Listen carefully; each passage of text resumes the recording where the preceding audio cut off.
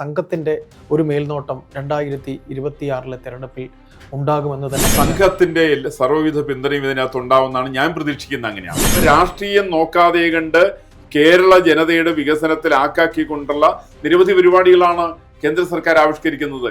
ഏകദേശം സമാനമായ തന്നെയാണ് രാഷ്ട്രീയ സ്വയംസേവക സംഘത്തിന്റെയും കാഴ്ചപ്പാട്. കേരള സമസ്ത മേഖലയിലും പിന്നക്കം പോയിക്കൊണ്ടിരിക്കുകയാണ്.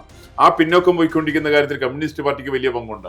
ഈ തെരഞ്ഞെടുപ്പ് കേരളത്തിന്റെ സമൂലമായിട്ടുള്ള പരിവർത്തനത്തിന് ഉതകുന്ന രീതിയിലായിരിക്കണം. എവിടെയൊക്കെ BJP പതിയെ വേരൂന്നിയിട്ടുണ്ടോ അവിടെയൊക്കെ സംഘത്തിന്റെ ഒരു പ്രവർത്തനം ഉണ്ടായിരുന്നു. സംഘപരിവാറിൽ അംഗമാണ് ഭാരതീയ ജനതാ പാർട്ടി. അപ്പൊ അതുകൊണ്ട് അതിനെ പിന്താങ്ങാൻ വേണ്ടിയിട്ടുള്ള ധാർമ്മികമായിട്ടുള്ള ബാധ്യത സംഘത്തെ സംബന്ധിച്ചുണ്ട്. നന്ദേട്ടാ നമസ്കാരം. ചേട്ടാ, 2026 നമ്മുടെ നിയമസഭാ തിരഞ്ഞെടുപ്പ്, ഇക്കഴിഞ്ഞ തദ്ദേശ ഇലക്ഷൻ, എൻ്റെ ചോദ്യം, തദ്ദേശ ഇലക്ഷന് മുമ്പ് നമ്മുടെ ഭാരതത്തിൻ്റെ ആഭ്യന്തരമന്ത്രി അമിത്ഷാ നമ്മൾ കേരളത്തിലേക്ക് വന്നു. RSSൻ്റെ നേതാക്കളുമായിട്ടൊക്കെ ഓൺലൈൻ മീറ്റിംഗ് ഒക്കെ നടത്തി പണിയെടുക്കണം, RSS മാറി നിൽക്കരുത് എന്ന് നിർദ്ദേശം കൊടുത്തിരുന്നു. അതിൻ്റെ ഫലമായി കുറച്ച് മാറ്റമൊക്കെ ഉണ്ടായി എന്ന് നമുക്ക് അതിന് ശേഷം നമുക്ക് വായിച്ചെടുക്കാൻ പറ്റുന്നുണ്ട്. ചേട്ടാ, ഈ നിയമസഭാ തിരഞ്ഞെടുപ്പിലും എങ്ങനെയാണ് BJPക്ക് RSSന്റെ പൂർണ്ണ പിന്തുണ ഉണ്ടാവാൻ സാധ്യതയുണ്ടോ? അല്ല, അതുണ്ടാവും തന്നെയാണ് ഞാൻ വിശ്വസിക്കുന്നത്. കാരണം ഈ അമിത്ഷാ ഒന്നൊരു നിർദ്ദേശം കൊടുത്തോ അല്ലെങ്കിൽ സഹായം അഭ്യർത്ഥിച്ചോ ഒന്നും എനിക്കറിയില്ല. സഹായം അഭ്യർത്ഥിക്കുകയല്ല, അല്ല, രണ്ടും എനിക്കറിയില്ല. അതിനെ സംബന്ധിച്ച് എനിക്ക് അറിഞ്ഞുകൂടാ. പക്ഷേ ഏതാണെങ്കിലും ഞാൻ മനസ്സിലാക്കുന്നത് സംഘത്തിന്റെ നിലപാട്, സംഘം നേരിട്ട് രാഷ്ട്രീയത്തിൽ ഇടപെട്ടില്ലെങ്കിൽ പോലും ഈ തരത്തിലൊരു ദേശീയ ശക്തികൾ കേരളത്തിൽ അധികാരത്തിലേക്ക് എത്താൻ പാകത്തിനുള്ള ഒരു ബന്ധം രാഷ്ട്രീയ സ്വയംസേവക സംഘം ഭാരതീയ ജനതാ പാർട്ടി തമ്മിലുണ്ട്. അതുകൊണ്ട് തന്നെ എല്ലാ സ്ഥലത്തും നടന്ന് ഇപ്പോൾ സംഘത്തിൻ്റെ ഇപ്പോൾ ഇവന്റ് നമുക്ക് തന്നെ അറിയാവുന്ന പാർലമെന്റ് തെരഞ്ഞെടുപ്പിന് മുമ്പായിട്ട് അയോധ്യ സംഭവത്തിന്റെ ഭാഗമായിട്ട് എല്ലാ വീടുകളും ഗൃഹസമ്പർക്കം നടത്തിയിരുന്നു. സമാനമായിട്ടുള്ള രീതിയിലാണ് ഇപ്പോൾ നടക്കുന്നത്. ഇപ്പോൾ സമാനമായിട്ടുള്ള രീതിയിൽ എല്ലാ പഞ്ചായത്തുകളിലും നടക്കുന്ന ഹിന്ദു സമ്മേളനങ്ങൾ ഒരു വട്ടം എല്ലാ വീടുകളിലും കയറി കഴിഞ്ഞിട്ടുണ്ട്. അപ്പോൾ എന്ന് വെച്ചാൽ ഓരോ വീട്ടുകാരെ സംബന്ധിച്ച്, കുടുംബക്കാരുടെ അടിസ്ഥാനപരമായിരിക്കുന്ന വിഷയങ്ങളെ സംബന്ധിക്കുന്ന വ്യക്തമായിട്ടുള്ള ധാരണയുള്ള പ്രസ്ഥാനമാണ് സംഘം. ആ സംഘത്തെ സംബന്ധിച്ച് രാഷ്ട്രീയത്തിൽ BJP ജയിക്കണോ അല്ലെങ്കിൽ BJP ജയിക്കുന്നതിനാണ് സംഘത്തിന് താല്പര്യമെങ്കിൽ പോലും രാഷ്ട്രീയത്തിൽ സംഘം കൂടുതൽ ഇടപെടാറില്ല.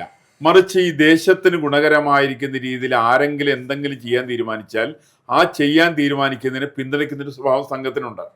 കാരണം ഇന്നിപ്പോൾ നമുക്കറിയാവുന്നൊരു വസ്തുതയുണ്ട്. കേരളത്തെ സംബന്ധിച്ച് കേരള സമസ്ത മേഖലയിലും പിന്നക്കം പോയിക്കൊണ്ടിരിക്കുകയാണ്. ആ പിന്നോക്കം പോയിക്കൊണ്ടിരിക്കുന്ന കാര്യത്തിൽ കമ്മ്യൂണിസ്റ്റ് പാർട്ടിക്ക് വലിയ പങ്കുണ്ട്. അതേപോലെ തന്നെ കോൺഗ്രസ് പ്രസ്ഥാനത്തെ സംബന്ധിച്ച് വലിയ പങ്കുണ്ട്. ഈ രണ്ടുപേരും ഒരേ നാണയത്തിന്റെ ഇരുവശങ്ങൾ തന്നെയാണ്. അതുകൊണ്ടാണ് കേന്ദ്ര സർക്കാർ തന്നെ വയ്ക്കുന്ന പ്രധാനപ്പെട്ട കോൺഗ്രസ് മുക്ത ഭാരത് എന്നുള്ള മുദ്രാവാക്യം വയ്ക്കാൻ കാരണം കോൺഗ്രസ് എന്ന് പറയുന്നത് രാഷ്ട്രീയ പാർട്ടി മാത്രമല്ല, അതൊരു സ്വഭാവമാണ്. ആളുകളുടെ മനസ്സിലേക്ക് അടിയുറച്ചു പോയിരിക്കുന്ന ഒരു സ്വഭാവത്തിന്റെ പേരാണ് കോൺഗ്രസ്. അഴിമതി അവിടെ വ്യാപകമായിരിക്കും. ഇപ്പൊ കോൺഗ്രസിന്റെ എല്ലാ സർക്കാരുകളും എങ്ങനെ പുറത്തു പോയത്? അത് കെ കരുണാകരനായാലും കൊള്ളാം, AK ആന്റണി ആയാലും കൊള്ളാം, ഉമ്മൻചാണ്ടി ആയാലും കൊള്ളാം, എല്ലാ കോൺഗ്രസ് നേതാക്കന്മാരുടെ സർക്കാരുകളും നിലംപതിക്കാനുള്ള പ്രധാനപ്പെട്ട കാരണം മന്ത്രിസഭയിലുള്ള ആളുകളുടെ അഴിമതിയാണ്. ഈ അഴിമതി തന്നെയാണ് അവർ കഴിഞ്ഞ മന്ത്രിസഭ വരെ താഴേക്ക് കൊണ്ടുപോയത്. അന്ന് ഞാൻ ആളുകളുടെ പേരുകളൊന്നും പറയുന്നില്ല. ആ പറയുന്ന എല്ലാ മുഖ്യമന്ത്രി തുടങ്ങിയിട്ട് താഴെത്തട്ടിലുള്ള എല്ലാ മന്ത്രിമാര് വരെയുള്ള ആളുകൾ വരെയൊക്കെ നടത്തിയിരിക്കുന്ന വൻ അഴിമതിയാണ് പ്രസ്ഥാനത്ത് താഴേക്ക് കൊണ്ടുപോയത്. സംഘം ഉദ്ദേശിക്കുന്നത്, പലപ്പോഴും ഞാൻ മനസ്സിലാക്കുന്നത്, സംഘം ഉദ്ദേശിക്കുന്നത് ഒരു അഴിമതി രഹിതമായിരിക്കുന്ന ഒരു കേരള അനിവാര്യമാണ്. ഇന്നിപ്പോൾ നമുക്ക് എന്തെല്ലാം നിങ്ങൾ തർക്കങ്ങൾ പറഞ്ഞോളൂ, കേന്ദ്ര സർക്കാരിനെ സംബന്ധിച്ച് അഴിമതിയുടെ ആരോപണമില്ല. 11-12 വർഷക്കാലമായിട്ട് കേന്ദ്രം ഭരിക്കുന്നുണ്ട്. ഇന്ന് മാത്രമല്ല, നിരവധി നേട്ടങ്ങൾ കേരളം അടക്കമുള്ള സംസ്ഥാനത്തിലേക്ക് കൊണ്ടുവരുന്നു. ഇപ്പൊ കേരളത്തില് പ്രധാനമായിട്ട് ഇപ്പൊ കേരളത്തിന്റെ സർക്കാർ എടുത്തു കാണിക്കുന്ന റോഡാണ്. 93,000 കോടി റുപ്യാണ് കേന്ദ്ര സർക്കാരോട് ചെലവഴിച്ചിരിക്കുന്നത്. 93,000 കോടി റുപ്യ ഇവിടുത്തെ റോഡിന്റെ വികസനത്തിന് വേണ്ടിയിട്ടാണ്. അത് രാഷ്ട്രീയം നോക്കാറില്ല. അപ്പൊ രാഷ്ട്രീയം നോക്കാതെ കണ്ട് കേരള ജനതയുടെ വികസനത്തിൽ ആക്കാക്കിക്കൊണ്ടുള്ള നിരവധി പരിപാടികളാണ് കേന്ദ്ര സർക്കാർ ആവിഷ്കരിക്കുന്നത്.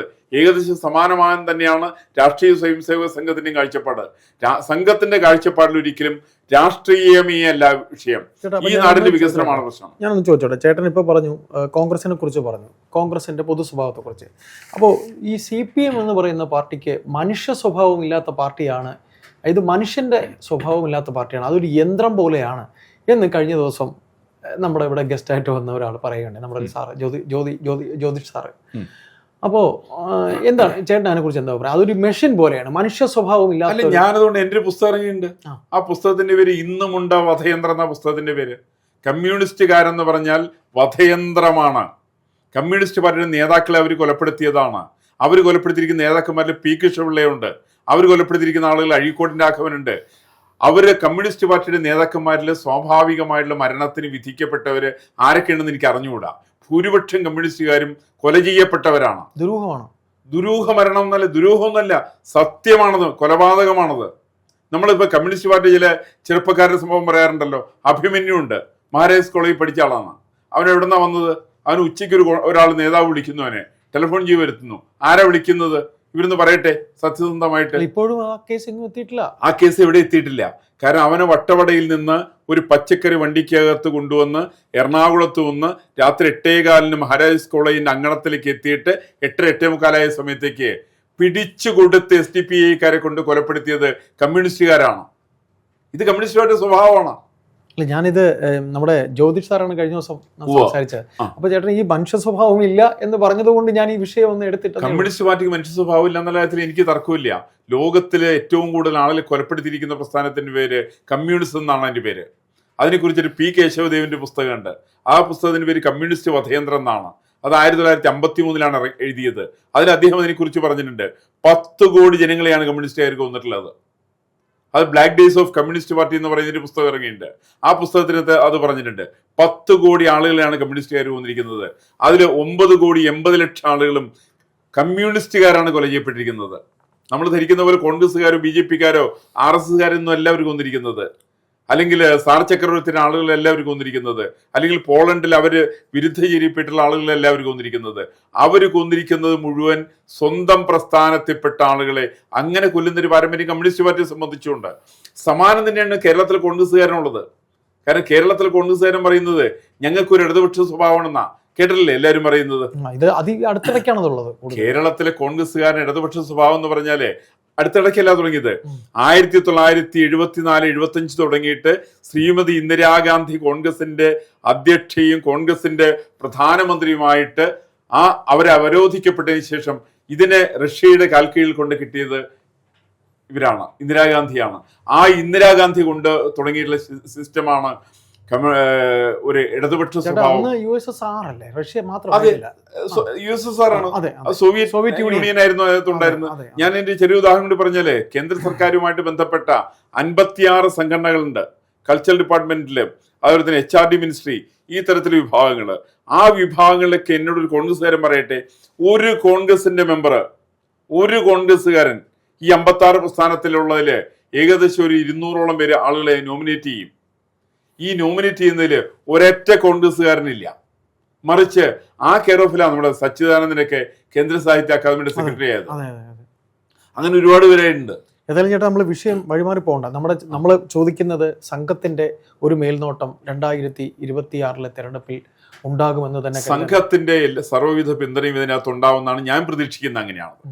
കാരണം തെരഞ്ഞെടുപ്പിനെ സംബന്ധിച്ച് ഈ തെരഞ്ഞെടുപ്പ് കേരളത്തിന്റെ സമൂലമായിട്ടുള്ള പരിവർത്തനത്തിന് ഉതകുന്ന രീതിയിലായിരിക്കണം.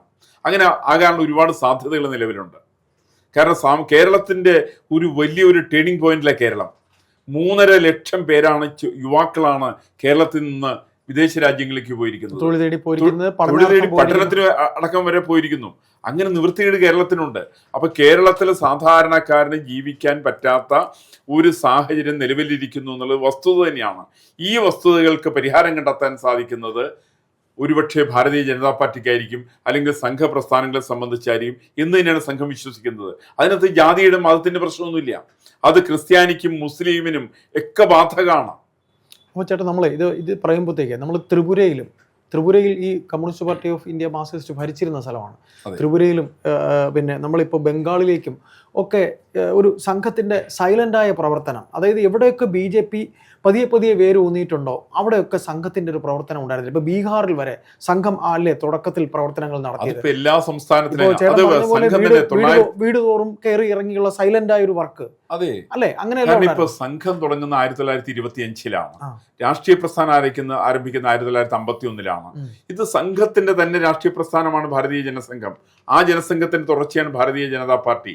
അങ്ങനെയുള്ള പ്രസ്ഥാനത്തെ സംബന്ധിച്ച് സ്വാഭാവികമായിട്ട് സംഘത്തിന്റെ ആശയഗതികൾക്ക് അനുസൃതമായിട്ട് പ്രവർത്തിക്കുന്ന രാഷ്ട്രീയ പ്രസ്ഥാനമാണ് BJP.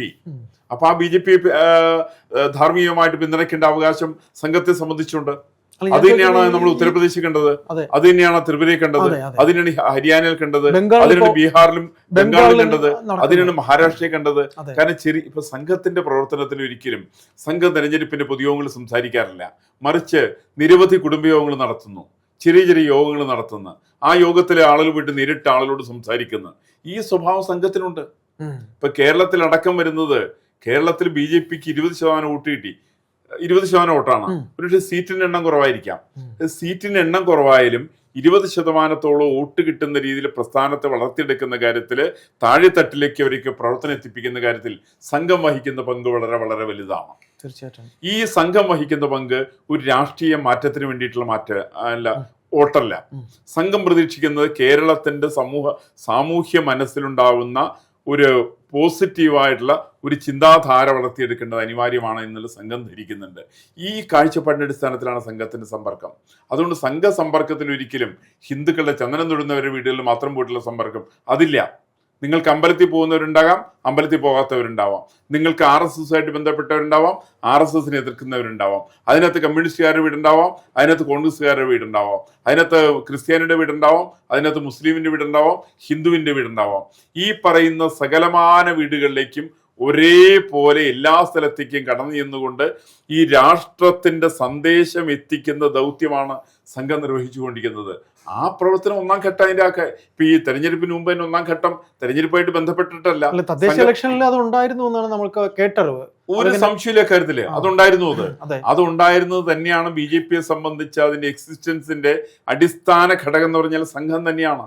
സംഘപരിവാറിൽ അംഗമാണ് ഭാരതീയ ജനതാ പാർട്ടി.